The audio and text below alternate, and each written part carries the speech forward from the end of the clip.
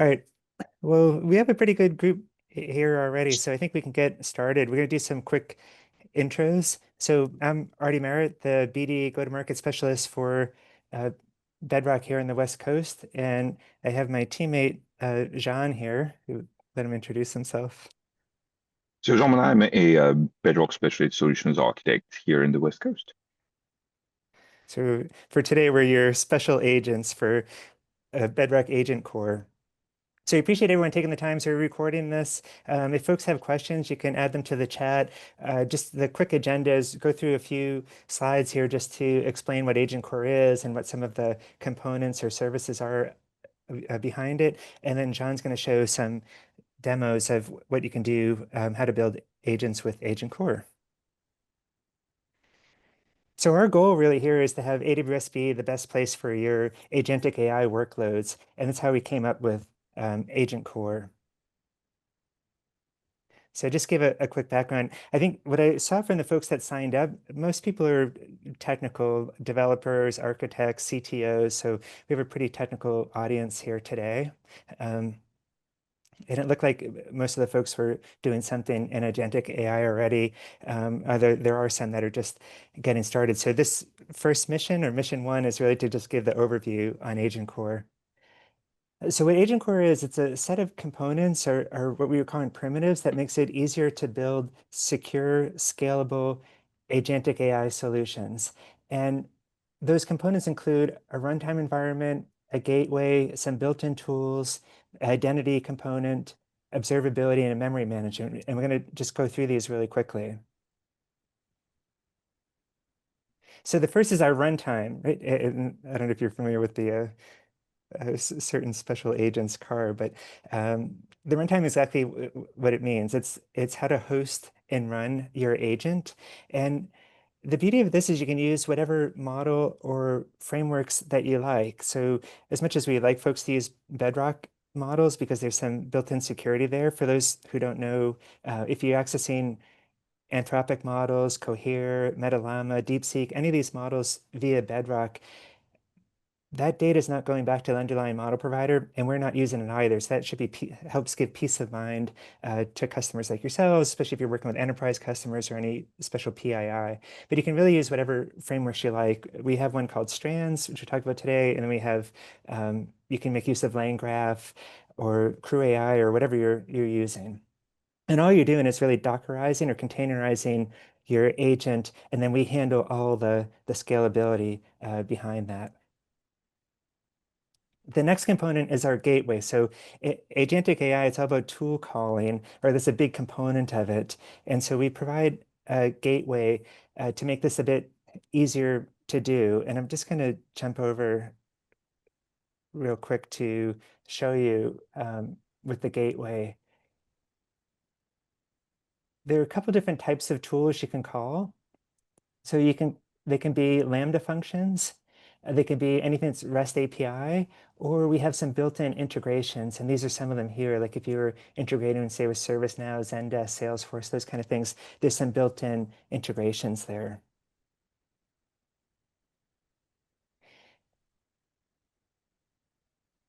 One of the benefits of Gateway is the semantic search too. So if folks are familiar with MCP and you doing a list tools call to see what tools are available. We have semantic search. So this will help find the most relevant tools without having to do that listing first. So this can make things a little bit faster and also reduce the tokens needed. We also have some of our own built-in tools. One of those is a code interpreter, and it's a sandbox environment, hence our junior agent in the sandbox here. And what this allows you to do is run code in the sandbox environment so it prevents anything malicious from happening. Similarly, we have another tool called Agent Core Browser, and this is the browser controller browser use. If folks are familiar with these types of use cases or models where basically the model interacts with the browser much like a human would. And we even have one of our own models for that called Nova Act. And if you go to nova.amazon.com, you can log in with your own uh, e-commerce account and go to Nova Act and get the keys and all for that to try it out.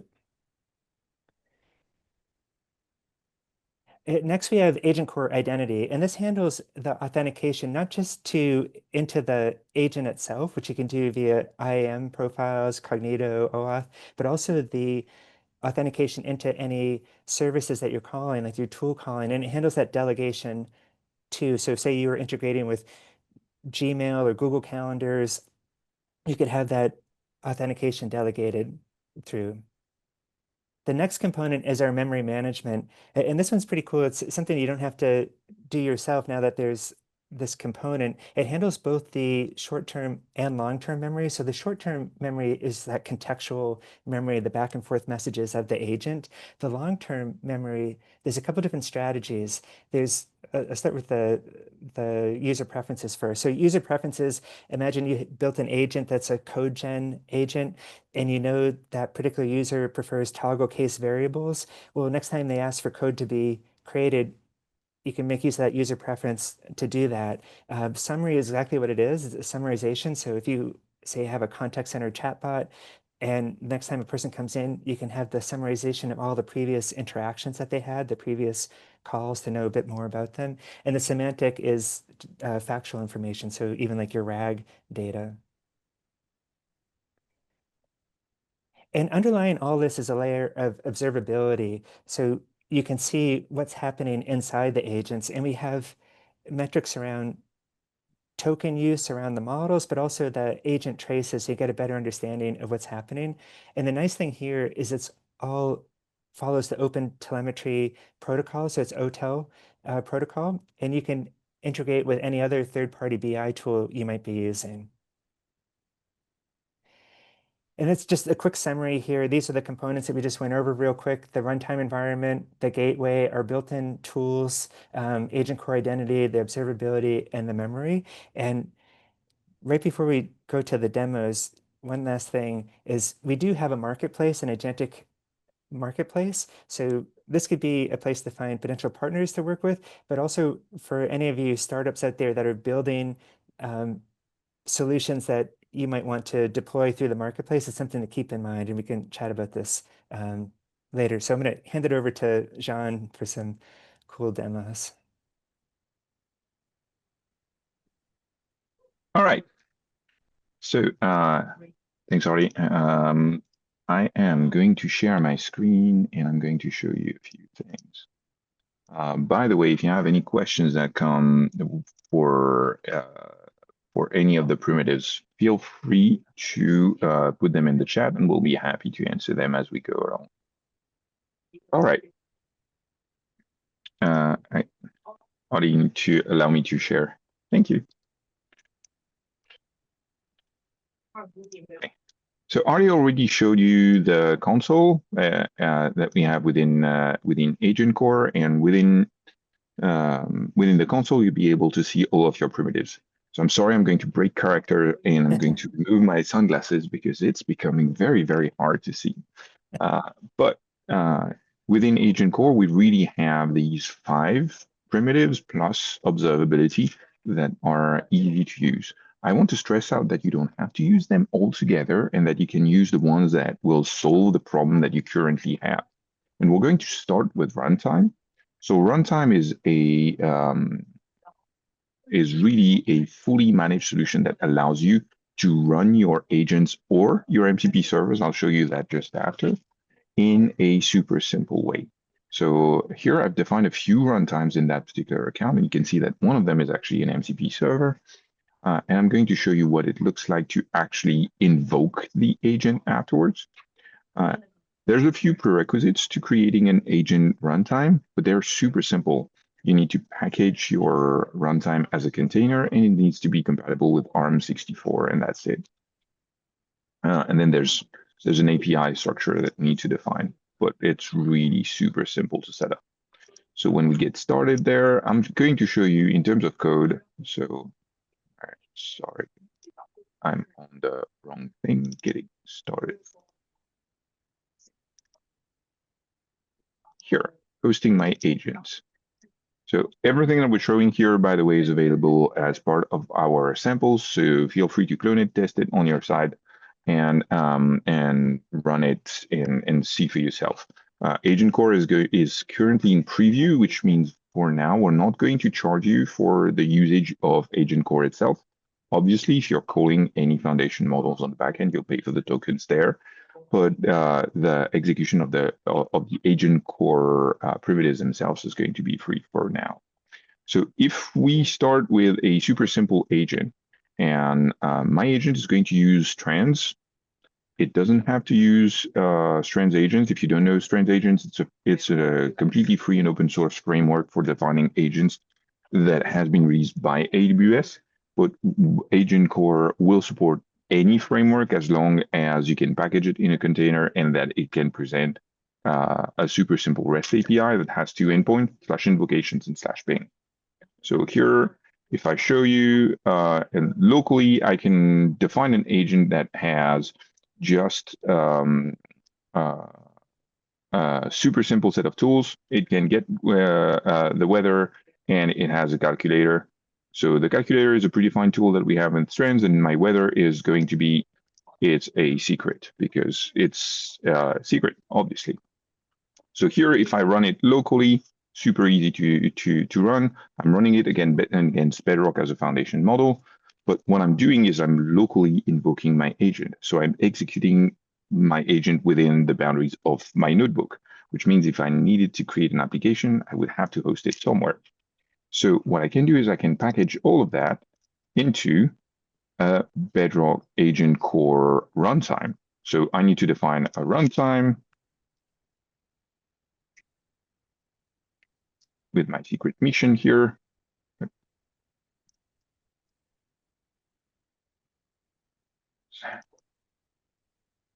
Here. All right.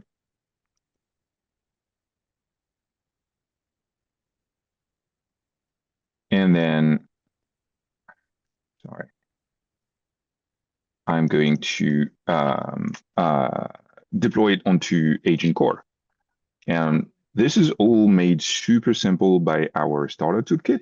So I don't need to do all of the calls, but to give you an idea, what I'm doing behind the scene is I'm building out a container that has my /invocations and /ping interfaces that just go into like the super simple agent that we've defined just there. So I can see my entry point is going to be my strands agent. My strands agent is going to take my payload, and then it's going to send it to the model. In this case, I'm using Anthropic Cloud Sonnet 3.7.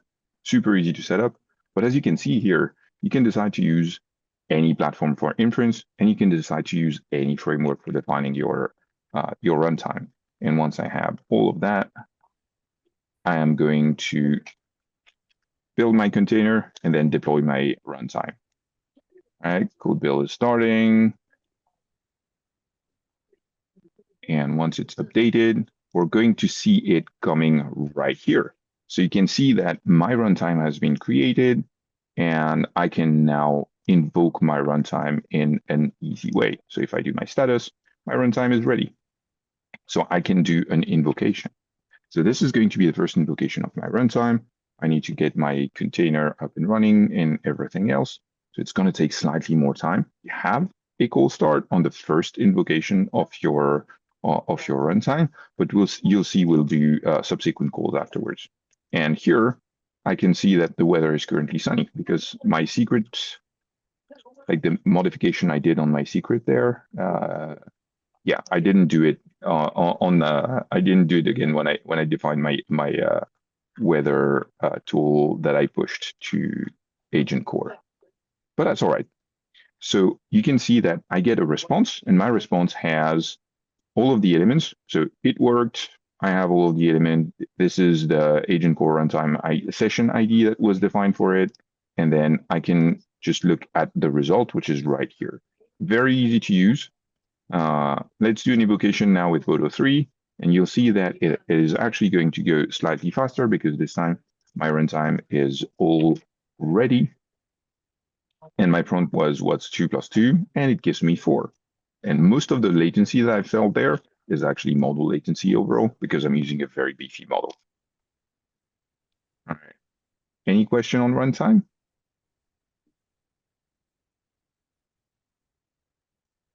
All right. So one thing I wanted to show is we can Uh, host also a MCP server. So defining my MCP server is going to be just as simple. And as long as my agent runtime has an HTTP streamable interface, it can be hosted exactly the same way in AgentCore. And I'm only going to pay for the execution time when my runtime is actually consumed.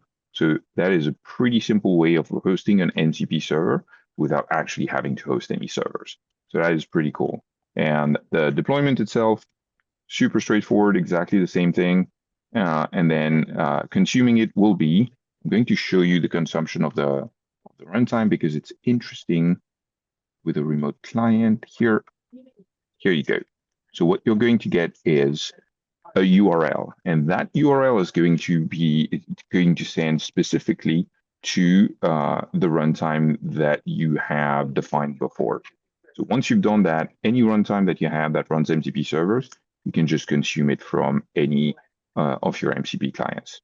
And we support OAuth as an authentication, like inbound authentication, so we can make it run with any identity provider that supports OAuth v2. All right. Audie already showed us a bit about Gateway, but I want to show you how we can turn an API, an open API specification into an MCP server like super simply, super easily. So here, what I'm going to do, just make sure that I have my AgentCore toolkit deployed on that particular machine. I have a few wrapper functions that are available right here. Again, this is all in our sample, so you can just go and use the same code that I'm using right here on your own account very easily. And we're going to define an authentication. So we're going to make sure that we have an identity pool that allows us to create access tokens that allow us then afterwards to call our MCP server. This is super easy to set up. And then I'm going to create the gateway. So creating the gateway, as you can see, is super simple. It's just defining our authentication. In our case, we're using the authentication mechanism that we've defined before. And then we have our MCP server that is ready, and it gives us our URL right here. So what I can do is take an OpenAPI specification, in this case, the NASA OpenAPI spec, and then turn this into a target for our, sorry, I've made a mistake right here. Sorry about that. Oh yeah, I have to add my, 1 second. Let me share my screen again. But yeah, obviously I need to have an authentication to the net API, which I didn't have right here. 1 sec, I'm going to share again. All right, I have it. All right, here. folks, feel free to add questions in the chat, and we'll answer them.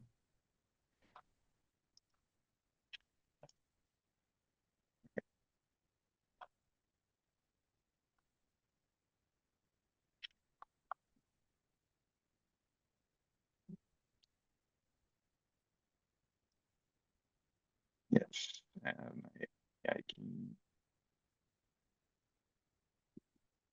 I'm going to add it. Sorry about that. Should have prepared that better before.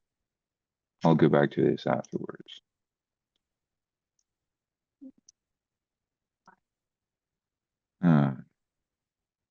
And if you have any API that don't require authentication, there's actually a super simple way of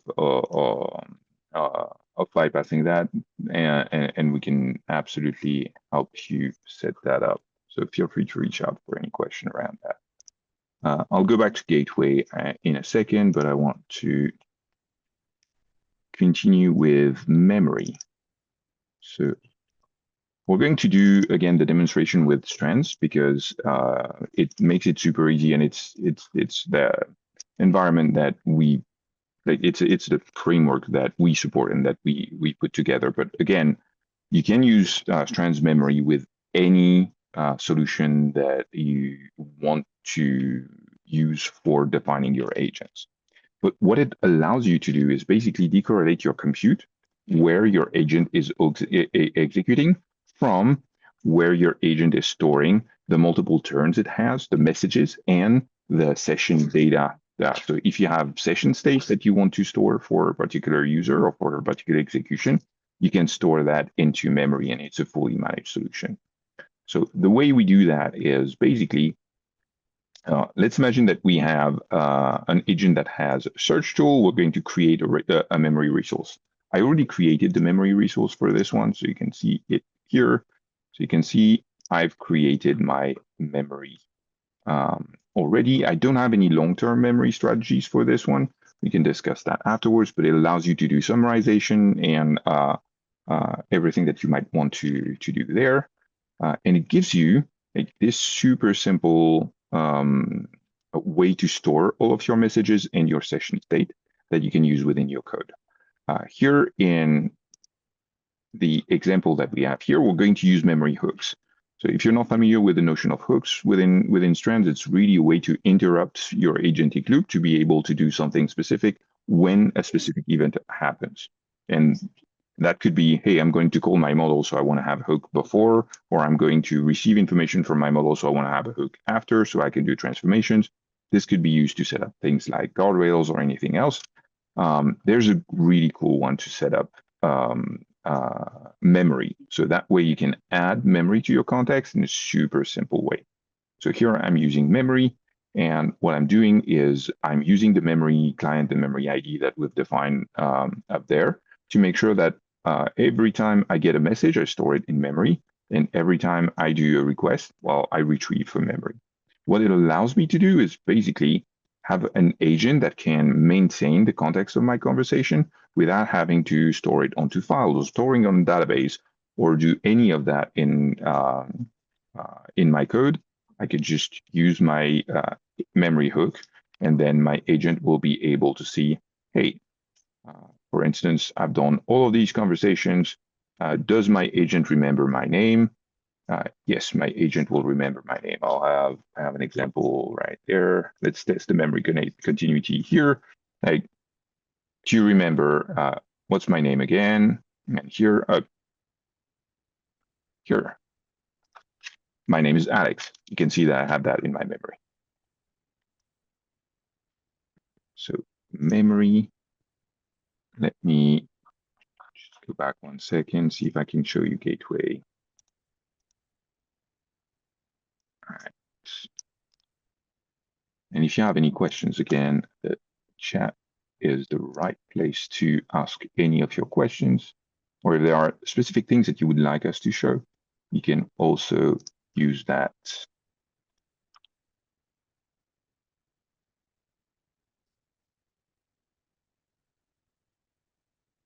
All right.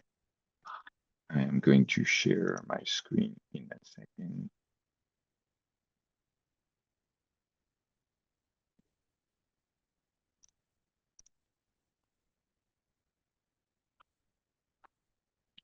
All right. So I've uploaded the OpenAPI specification. I've uploaded my I've put my API key for the NASA API.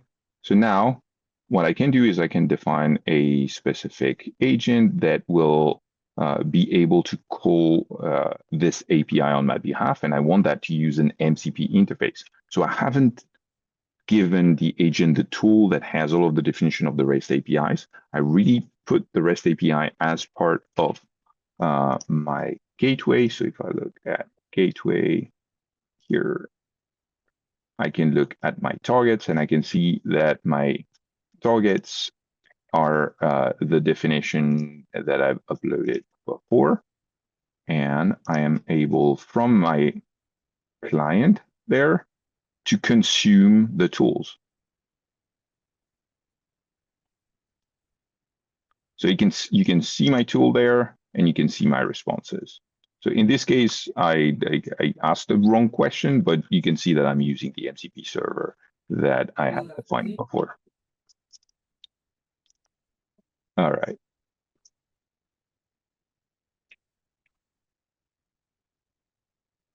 Okay. So we've done memory, we've done uh, identity. One more thing that I wanted to show. Um, Within our tools, we have the browser tool, and just like Artie was saying before, you have the possibility to do to host a web browser that your agent can consume in a super simple way, where we're going to manage all of the execution for your agent. So what might be interesting to show you? So we can create like very easily um, an environment for your agents to execute a browser. Here, what I'm going to do is basically I'm going to ask an agent to create a browser session that looks onto Amazon.com. And yeah, for instance, I want to buy a search for,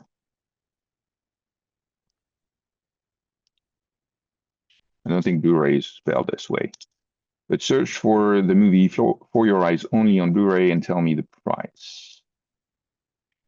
All right. So let's see if we execute that. And now, so this is going to start executing. It's going to create a session. If I go into my built-in tools in AgentCore, I'm going to be able to see my session. And I can view my live session as it's happening. So keep in mind that this is executing in AgentCore. So it's not really my agent that is executing the browser. It's asking for the browser to be executing on AgentCore on its behalf.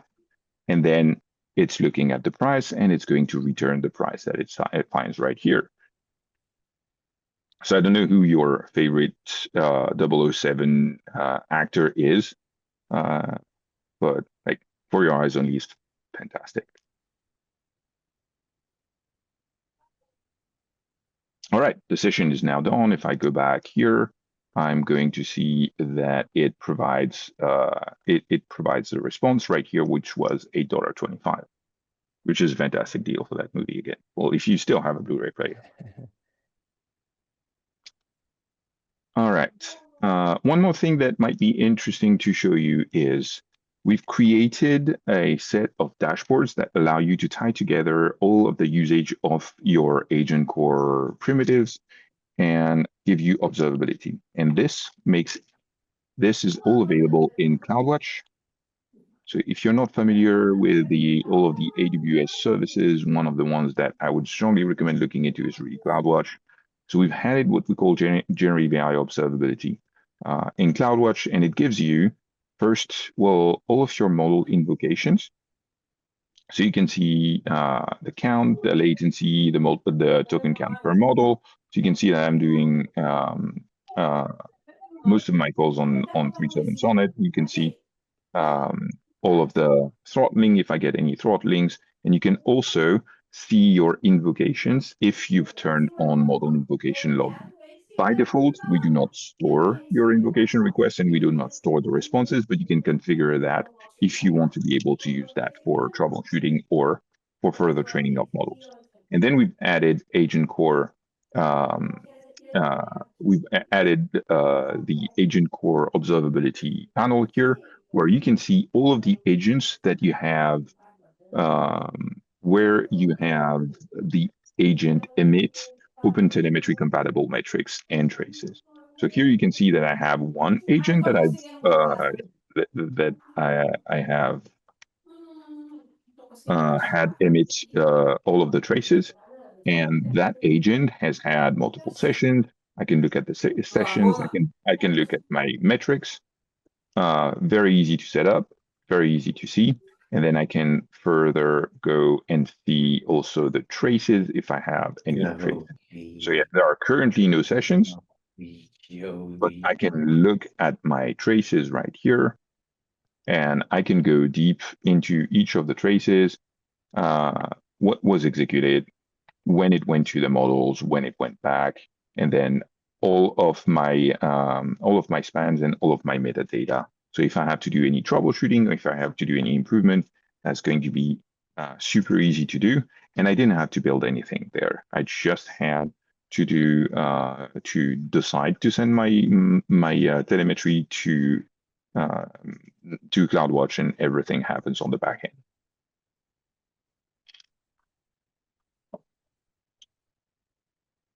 All right. Oh, I can see there's a few questions. Mari has been fending them off. Yeah, good. Yeah, we can absolutely do Keycloak or Auth0 Okta as long as we receive a token that is OAuth compatible, that has the right scopes, and that is linked to the right URL. We're all good. Do anyone have any questions at all? For any parts of what we showed, any of the components or how to get started or anything?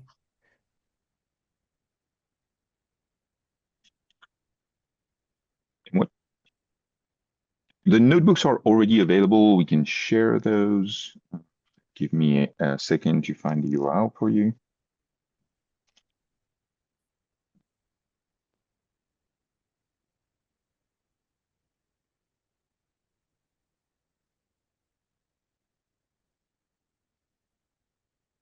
So you're more than welcome to try them. They're available right here.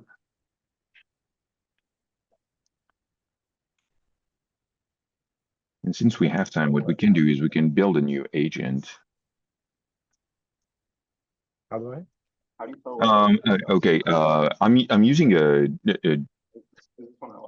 I'm using SageMaker domain to run my notebooks because it makes it easy for me not to have because of global adjustment. like a bunch of different environments, but it runs locally, absolutely no If problem, there as was long a as you're able summer to. or winter. Right. So absolutely no problem to run all of that locally. You don't have to run this in notebooks at all. We don't recommend that you do. It's just like a super simple way of showing you code.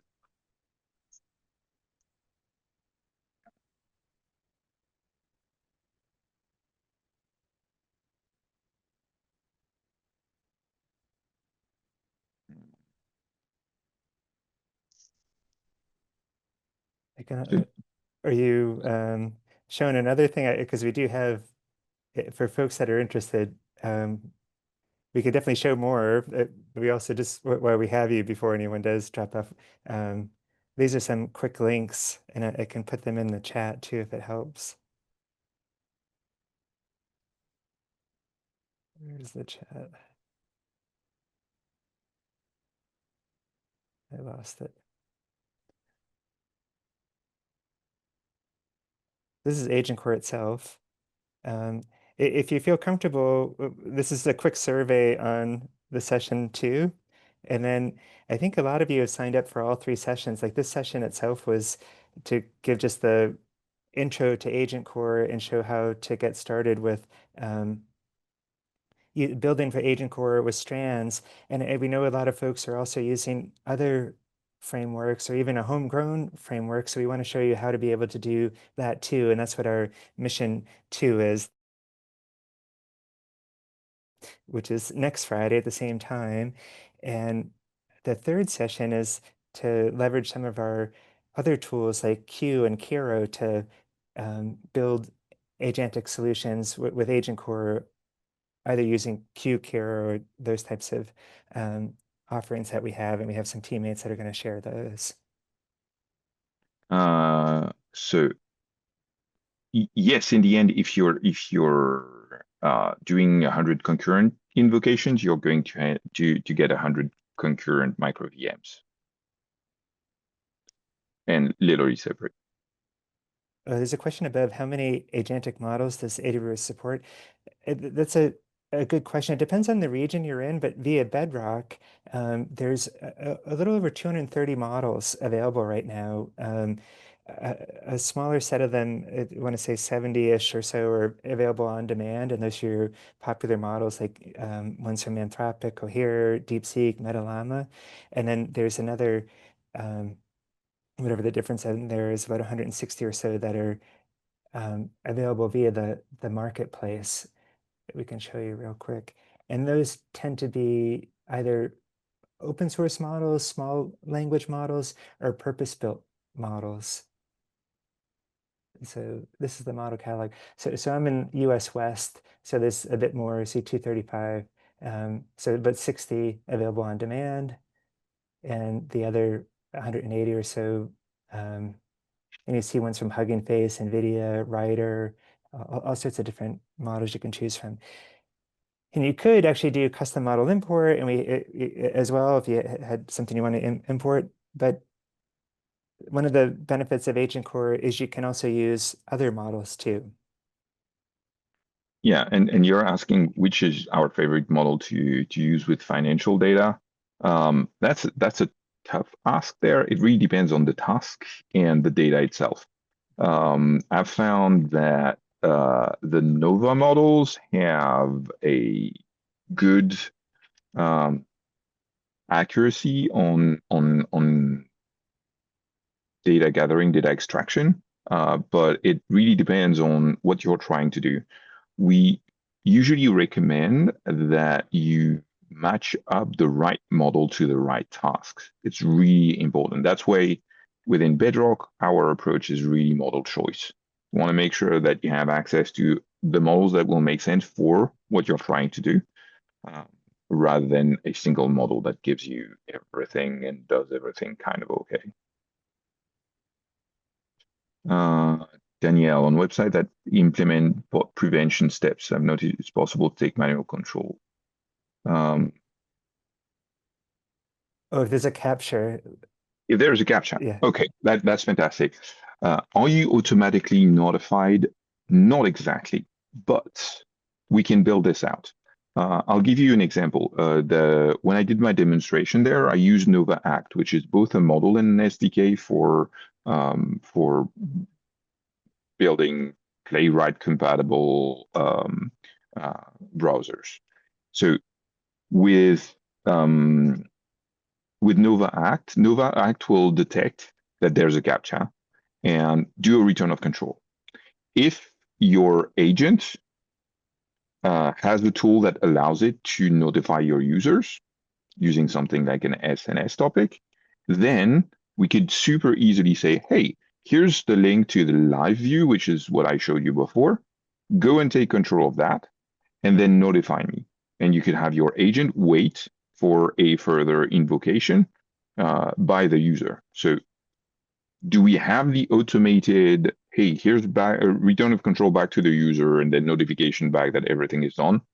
It's not all stitched up, but it is absolutely doable with the current stage of the way the service works. And we have customers doing that. So if you have a use case there, yeah, please reach out. Let's see how we can make that work.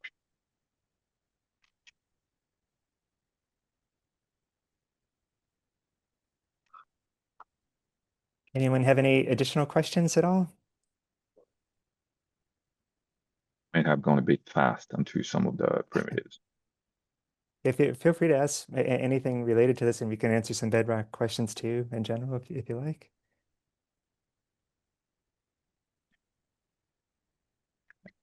Really what we wanted to stress out is AgentCore is here to be the best place for you guys to run your agents.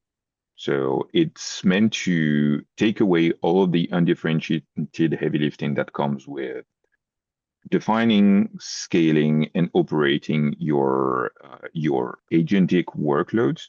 And it's not just for the agents, it's for everything around the agents, all of the tools, the MCP servers, your execution environment. I didn't go into a demonstration of the code interpreter, but think of it as a great way to manage your security posture. If your models are currently generating code you really don't want the same environment that can run your agents to run the code that was generated by your model, because it creates a hole in your security posture. That particular agent can execute your tools. It can access some of your backends. You don't want generated code to do that until it's been vetted. So executing it into a sandbox environment that you can super easily monitor and just get the results from is a great way to improve your security posture. Strongly recommend looking into that if you have any use case where you're doing generation of code.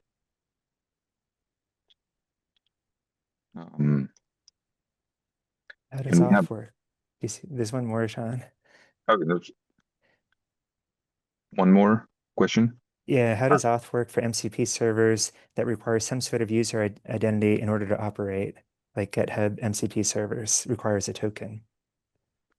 Yeah, so the MCP server within identity, we have inbound identity where we will authenticate users based on an access token. So it is absolutely not a problem to authenticate users there. We're working on making things even more interesting. So right now, from within your runtime, you have no way of knowing which user has authenticated, and we're working on doing things around identity propagation in a super easy way. Now, when it comes to the outbound, what my agent can do for a user-specific workload, we recommend you tie that to the session ID, and you have to manage the link in between the session ID and which token should be used. But we do provide you with the vault. So it makes it super easy for you to allow your agents to access the right tokens at the right time. But there's still a bit of work to be done there.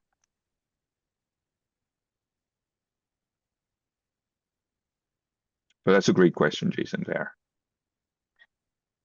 Are there any models that you feel unsafe using when processing PII data? If so, how do you handle those?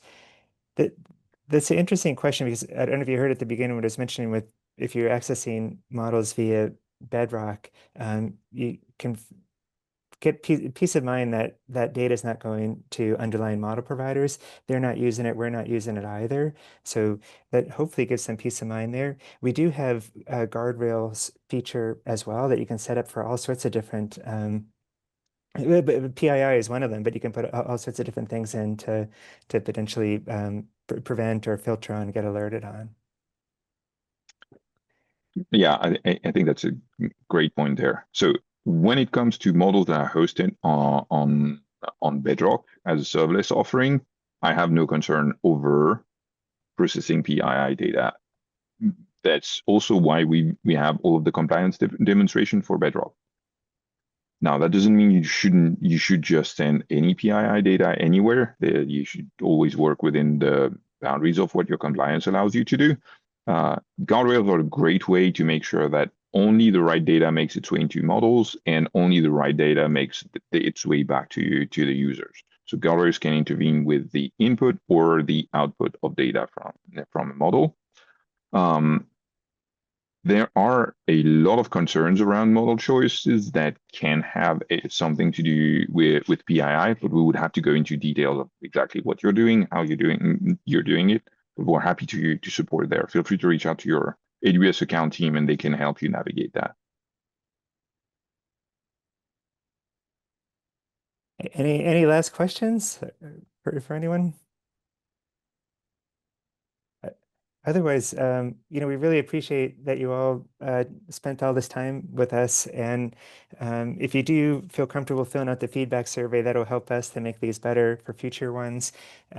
As I put the links in, we have 2 more of these sessions. The next one is about, building with your other frameworks like your lane graphs or Crew AI or a homegrown solution. And our 3rd session is really around Q and Kiro. So they're pretty exciting.